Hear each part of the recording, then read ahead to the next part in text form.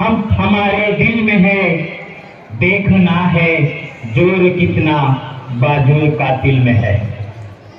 सबसे पहले यहाँ उपस्थित सभी अभिभावक, प्राचार्यगण, उपाचार्य मैडम, एचएम सर और मेरे प्यारे बच्चों, आप सभी को 74वें गणतंत्र दिवस की हार्दिक बधाइयां। गणतंत्र दिवस को सेलिब्रेट करने से पहले हमारे मन में सवाल आता है, ये गणतंत्र दिवस आया कहां से, कैसे आया? तो इसके लिए सबसे बड़ी शहादत हमारे देश के सपूतों ने दी है। उनमें से कुछ वीरों को मैं आपके सामने खड़ा किया हूं। बच्चों, हमारे देश में आज जो हम दिन देख रहे हैं, ये दिन हमें ऐसे ही नहीं मिले हैं। इनके पीछे बहुत लोगों की, देशभक्तों की, समाज सेवकों की, राजनेताओं की शहादत है और उनको हमें याद करना है। मुझे एक याद आता है, जब अब्दुल कलाम साहब एक स्कूल में गए थे और वहां एक बच्चे ने उनसे पूछा, what is the major strength of India and weakness of India? Abdul Kalam sir सोचते रह गए और उन्होंने एक ही जवाब दिया, that is you. What is mean by you? You means the youth power. हमारे देश में 6 लाख से भी ज्यादा बच्चे स्कूल में है।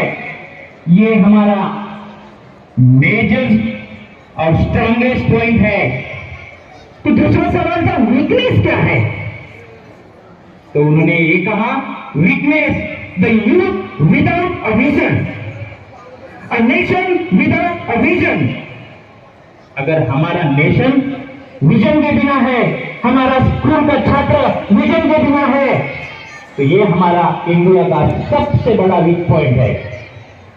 भारतीय गणतंत्र दिवस को देखने से पहले हमारे इस देश में कुछ सपूतों ने अपने देश के लिए जान दी। उसमें से सबसे इंस्पायर करने वाला अगर नेता कौन थे, तो वो थे भगत सिंह। जालियनवाला बाग सबको पता है। एक अंग्रेज सरकार के खिलाफ असहयोग आंदोलन के चलाने के लिए खड़े हुए लोगों पर अंग्रेज सरकार ने गोलियां चला दी। सब भाग रहे थे, जिन्होंने को गोलियों की चुच्चा उड़ा रही थी, किसी के सीने में, किसी के सिर में, किसी के पैर में, सब चिल्ला रहे थे। तभी वहां भगत सिंह नाम का लड़का वहां गुजरा। सुन रहेगा, उसके कानों में उसकी मां की आवाज आ रही थी, भगत, मेरे भगत, बेटा कहां है? सब गोलियों की बौछार चल रही है, बेटा भगत। भगत की आंखों के सामने कुछ नहीं छाया। सब तरफ लाल लाल मिट्टी दिखाई दे रही थी। लोग जिधर जगह मिल रहे थे उधर भाग रहे थे, लेकिन भगत के आंखों के सामने वो लाल मिट्टी उसने अपने मुट्ठी में समेटी, घर आया, अपने पलंग पर बैठा, सोच रहा था देश के बारे में, लोगों के बारे में। उसके जहन में, उसके दिमाग में विजन था, ये मेरे देशवासियों को मैं इस अंग्रेजों के खिलाफ कैसे आवाज करूं और उनको कैसे मुक्त करूं। कुछ नहीं बोल पा रहा था। एकदम सुन उसकी मां, बेटा भगत क्यों हुआ, कुछ बोल। भगत कुछ नहीं बोला। धीरे से उसने अपनी जो बॉटल शीशा थी उसने निकाली और उसने सबको दिखाया। मां, जब आप एक पेड़ लगाते हो तो उसके कितने सारे पेड़ होते हैं।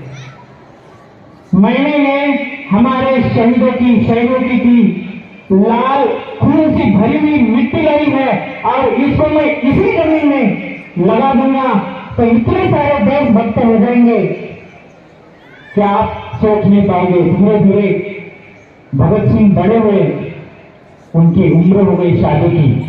माँ ने कहा, बेटा शादी करने तेरी उम्र हो गई है। बेटे ने कहा, नहीं, ये देश की आजादी भी मेरी नहीं होगी।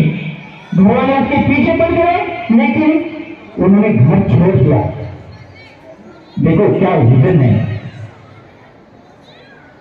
1920 में महात्मा गांधी उस दौर में बहुत फेमस थे और उन्होंने एक आंदोलन चलाया था अंग्रेज सरकार के खिलाफ। उसका नाम था असहयोग आंदोलन। अंग्रेज को सहयोग नहीं करेंगे, बस अपना आंदोलन शांतिपूर्ण तरीके से, जो देश में लाए वो नहीं लेंगे। असहयोग आंदोलन 1920 में यहाँ के लोग बोले, आंदोलन ऐसे असहयोग से नहीं होगा, कुछ ना कुछ तो करना पड़ेगा। और फिर उन्होंने आम लोगों ने हाथ में हथियार लेना स्टार्ट किए और उसमें से हथियार लेने वालों में से सबसे पहले नाम आता है सुभाष चंद्र बोस, जिनको अंग्रेज सरकार कभी जिंदा नहीं पकड़ पाई। ये हमारे लिए फख्र की बात है। ऐसे अगर देशभक्त इस देश में हुए हैं तो जरूर इस मिट्टी में कुछ ना कुछ है और ये यही देश की मिट्टी है। ये हमारे नौजवान को, हमारे देश के बच्चों को अभी भी जिंदा कर रख देती है। तो मैं सोचता हूं, क्या ये देश की मिट्टी हमारे देश के बच्चे को गुमराह कर रही है?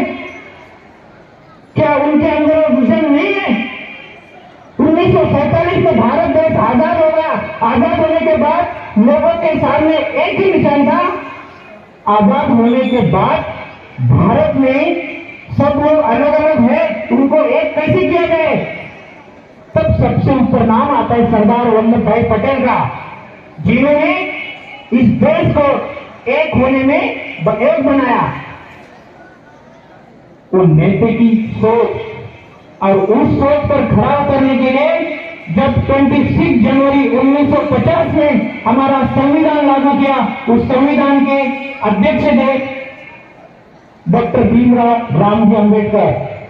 देशभक्तों ने देश को आजाद किया, अपना जुनून लोगों के अंदर डाला, लोग जागरूक हो गए, सब लोग आजाद हो गए। आजाद होने के बाद ये देश एक होकर काम कैसे करेगा? ऐसा कौन है जो इस देश की एकता को बनाए रखने के लिए काम कर सकता है? सबसे पहले ऊपर नाम आया सरदार वल्लभ भाई पटेल का, जिसको हम लौह पुरुष मानते हैं। उस लौह पुरुष ने सभी राज्यों को एक बनाने का काम किया और उसी एकता को एक बनाने में रखने के लिए डॉक्टर भीमराव रामजी अंबेडकर ने एक किताब लिखी, उसका नाम था भारत का संविधान। और आज के ही दिन भारत का संविधान लागू हुआ, इसलिए पूरे देश में नहीं, पूरे विश्व में 26 जनवरी गणतंत्र के दिवस में मनाया जाता है। और आज ये अवसर हम सब लोगों को प्राप्त हुआ है। भारत इनका जिंदा